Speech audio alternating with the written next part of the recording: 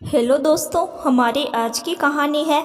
ससुर जी बेटे से बोले, रसोई में बर्तन धोकर तूने बिरादरी के सामने हमारी नाक कटवा दी। तो बेटे ने सिखाया सबको सबक। कहानी पसंद आए तो हमारे चैनल को सब्सक्राइब जरूर करें। मम्मी जी, आप तो 4 दिन पहले ही आ जाइएगा। आप ही तो बताएंगे कैसे सारे काम निपटाने हैं। मैं तो वैसे भी सालों से शहर में अकेली रह रही हूँ, ज़्यादा रीति रिवाज जानती नहीं हूँ। हाँ हाँ संजना, हम सब समय से आ जाएंगे। संजना आज अपनी ससुराल अपने पति रवि के साथ आई थी। ऐसे तो वह रवि और अपने 2 बच्चों के साथ में दूसरे शहर में रहती है। शादी के थोड़े साल बाद ही रवि की एक बढ़िया नौकरी लग गई थी। इसी की वजह से उसे ससुराल से दूर अलग अपनी ज़िंदगी बसानी पड़ी। जब भी वह ससुराल आती, ससुराल की जिम्मेदारी पूरी तन्मयता और मन से निभाती थी। आज ससुराल वह अपने ससुराल वालों को अपने नए घर के नांगल का न्योता देने आई थी।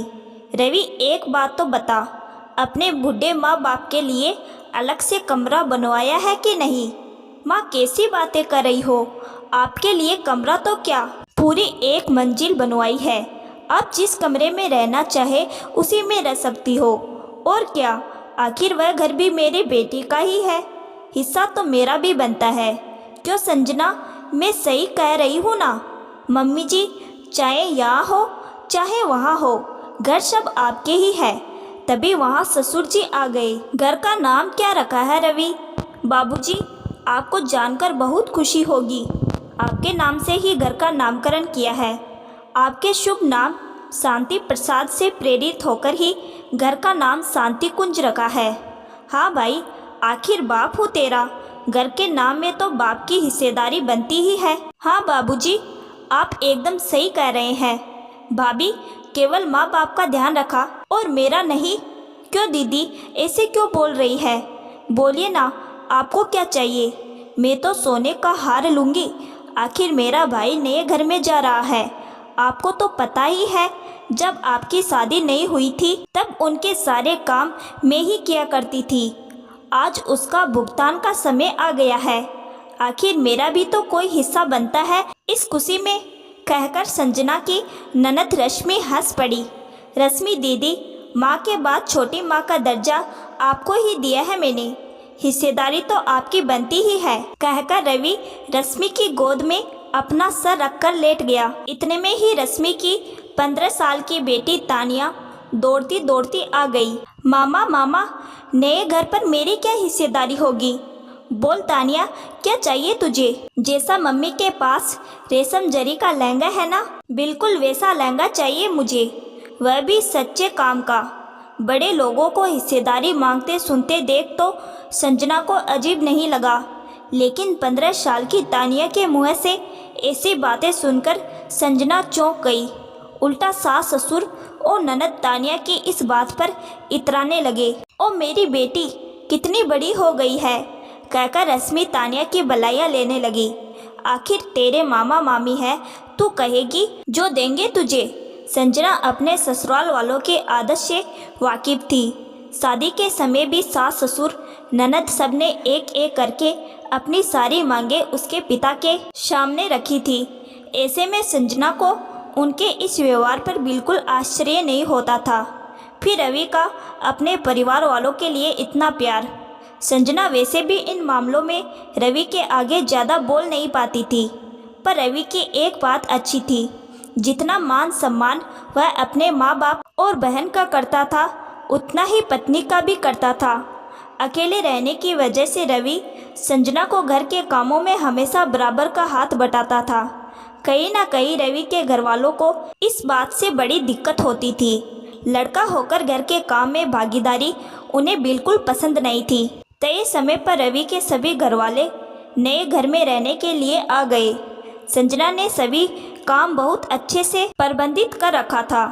24 घंटे का एक नौकर रख रखा था, जिससे काम का बोझ उस पर अकेले पर ना पड़े। जैसा जैसा सास ससुर ननद नंदोई और उनकी बेटी ने चाहा, वैसा वैसा संजना और रवि ने उन लोगों के लिए किया। संजना ने अपना सारा हिसाब लगाते हुए रवि को टोका भी। रवि, हम हमारे बजट से बहुत ऊपर जा रहे हैं। तुम्हें लगता है क्या यह सही है? तुम चिंता मत करो संजना, माँ बाप की खुशी सबसे बढ़कर है। मैं आगे ओवर टाइम करके सब मैनेज कर लूँगा।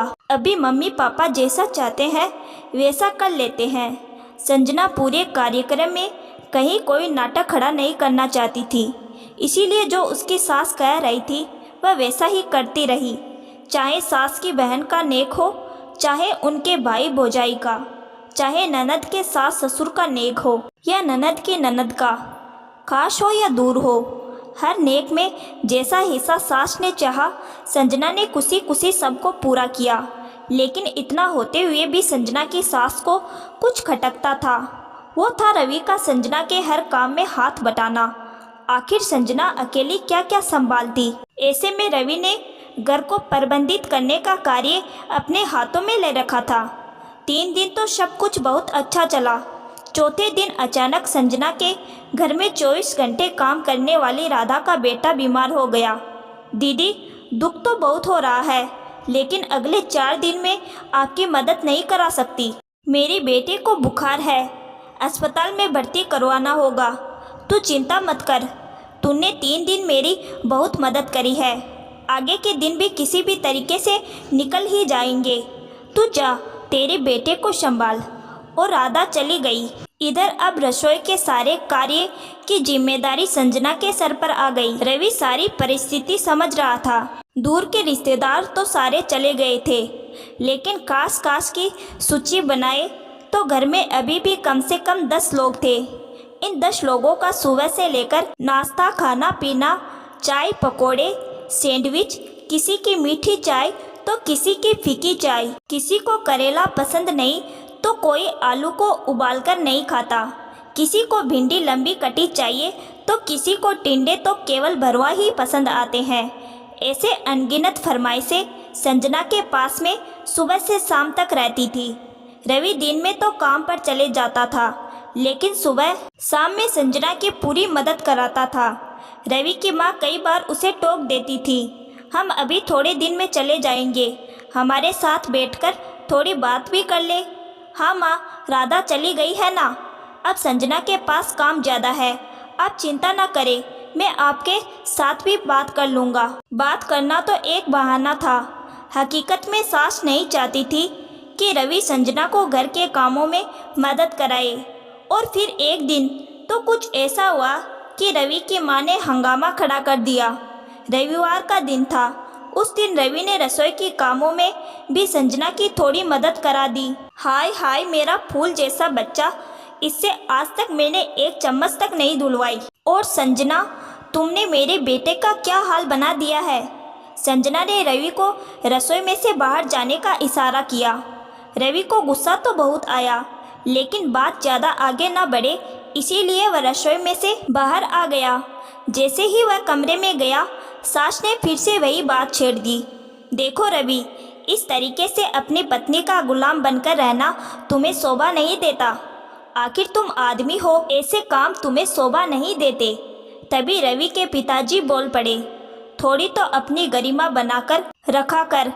पहले ही सभी बिरादरी वालों के सामने संजना को इतना काम कराकर तूने हमारी नाक कटवा दी है। अब बर्तन धोकर क्या हमारी सरेआम मजाक बनवाएगा। रवि अपने माँ बाप से किसी बात पर उलझना नहीं चाहता था। वह जानता था 2-3 दिन में माँ बाप चले जाएंगे, इसीलिए उसने बात को वहीं ख़त्म करने की सोची। लेकिन वहाँ बैठे सभी सदस्यों को बात ख़त्म करने से चैन कहाँ मिलने वाला था। ऐसे में संजना का नंदोई बोला, भाई साले साहब, माफ़ करना। माना कि आप अपनी पत्नी से बहुत ही प्यार करते हैं, लेकिन आपकी पत्नी ने हमारा तो बिल्कुल भी ध्यान नहीं रखा। रवि ऐसी बातें सुनकर कुछ समझा नहीं। आखिर क्या कमी रख दी खातिरदारी में जीजाजी की, जो इस तरीके से कह रहे हैं। आप बोलिए जीजाजी, क्या नहीं किया संजना ने।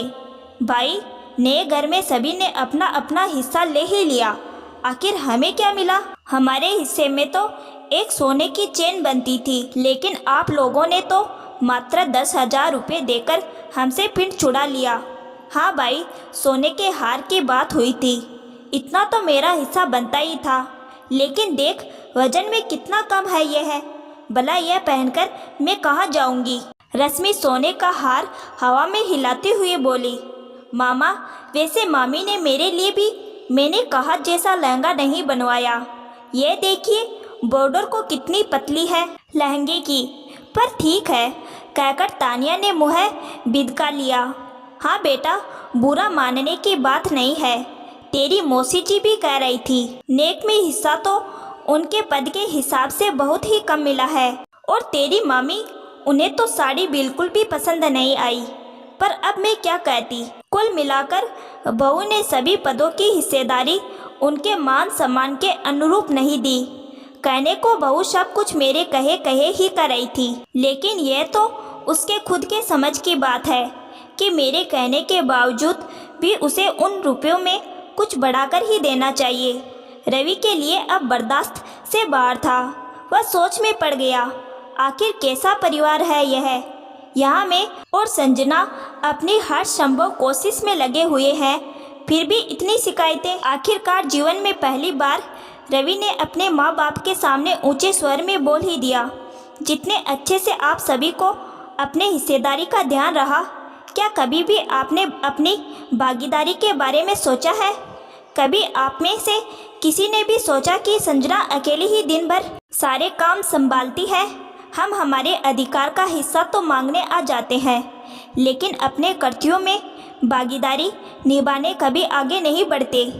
ऐसे में मैं अगर उसकी कुछ मदद कर भी देता हूँ तो आपको वह भी बर्दाश्त नहीं होता। पापा जी, आपके नाम से तो इस घर का नाम है। क्या 4-5 दिनों के लिए भी आप बाजार से सब्जियां नहीं ला सकते थे? माँ, पूरी एक मंजिल आपके लिए बनवाई है इस मकान में, क्या थोड़ा सा साफ सफाई का जिम्मा नहीं निभा सकते थे? और रश्मि दीदी, सोने का गहना मांगा था आपने, जिससे आपने वह गहने मांगे उसी भाभी को रसोई में थोड़ा काम नहीं करा सकती? और तानिया को तो क्या बोलूं, आप सब ने इसको इतनी छूट दे रखी है कि आपसे भी 4 कदम बढ़कर ही बात करती है। जहाँ तक बात मेरे काम करने की है, तो फिर जब घर हम दोनों का है तो हर काम में भागीदारी भी हम दोनों की ही होनी चाहिए।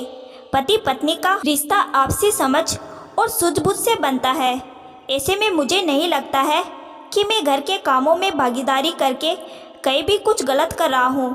रही बात आपकी नेक में हिस्सेदारी की, तो मेरे हिसाब से संजना और मैंने कहीं कोई कमी नहीं छोड़ी है, क्योंकि जिन लोगों को अपनी भागीदारी का ध्यान नहीं, ऐसे लोग हिस्सेदारी की बात नहीं करें तो ही बेहतर है। आप में से किसी को भी कोई भी दिक्कत हो तो वह 2 दिन पहले ही यहाँ से जा सकता है, क्योंकि मैं और संजना इससे ज़्यादा आप लोगों के लिए और कुछ नहीं कर सकते। अपना रूंधा गला लेकर रवि कमरे से बाहर निकल गया। बात बिगड़ते देख माँ बेटी और सभी के हलक सूखने लगे। सभी एक दूसरे का चेहरा निहारने लगे। जानते थे रवि बिल्कुल गलत नहीं है, क्योंकि जिस हक से हिस्सेदारी मांगी उस हक से उनमें से किसी ने काम में भागीदारी नहीं निभाई। अब सबके पास अपनी अपनी पसंद बन चुकी थी। रहना हो तो काम करो, नहीं तो अपने अपने घर जाने का रास्ता रवि खोल चुका था। दोस्तों, अगर आप भी रवि की बात से सहमत हो तो इसे लाइक, कमेंट और शेयर ज़रूर कीजिएगा।